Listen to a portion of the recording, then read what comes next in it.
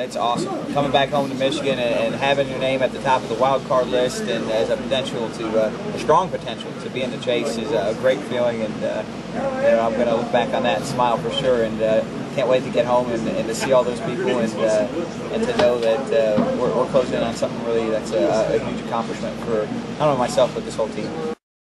Well, that's a big part of it, but good strategy, man. It just seems like, I mean, you guys watch these races. The last, 7 or 8 races have all come down to strategy. It hasn't really came down to a race. It's come down to who can play their hand of cards the best. And you got to have the brain power to make that call. You got to have the cojones to make that call, and then you've got to have the luck to see that call play out for you. And that's what we're struggling with. We've made the calls at times, and it's just the luck hadn't been on our side and swung our way. But that's what it takes right now.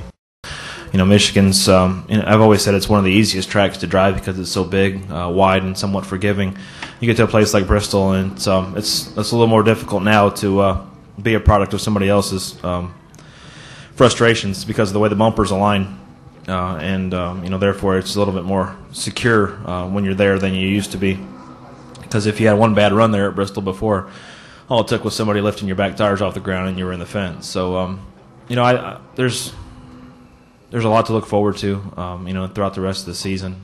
We've done a good job, like I said, up to this point, but by no means are we locked in. By no means, do we feel like we're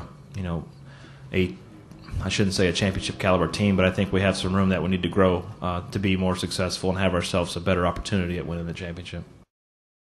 Well, Michigan didn't used to be that great of a racetrack for us in the beginning, and over the last few years it's been decent, and we were able to win this race coming up last year. So we just have to have our stuff together for the last 10 weeks, and that's really what we've been working on for the last several weeks, and kind of doing a lot of things that are kind of out of characteristic for us, but we had to try some new things and different things, and hopefully over the next few weeks we'll get to hopefully race what we want to race at the end of the year. It's basically everything that you've learned at Daytona and Talladega. You can if you can get to a guy's quarter panel with the nose of the car, it'll pull you forward and pull him back. So that you have to, as you're doing that, then get yourself separated, or else it gets the opposite scenario, and then he's pulling you back. So it's definitely an aero game for sure.